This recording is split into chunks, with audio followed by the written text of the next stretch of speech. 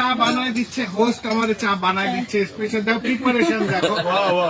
এই যে হেনার নায়ককে চা বানিয়ে দিয়েছে পাশে খাজা সাহেবের ময়না। বকুলকে হেনা চা বানিয়ে দিচ্ছে। এটা হলো খাজা সাহেবের রং চা হয়ে বকুলকে চা বানিয়ে দিচ্ছে। রাইট চা না, এটা হলো রং চা। খাজা সাহেব হাসছে। তোমরা তো বুঝলা না। ভাই আপনি বিএপি মানছি, আলহামদুলিল্লাহ 3বার স্যালুট দেবো। আচ্ছা কেন দিবা? বকুল ভাই বলেন তো, দীর্ঘদিন পর হেনা আপা চা দিয়েছে, কেমন লাগছে আপনার কাছে? খেয়ে নেই।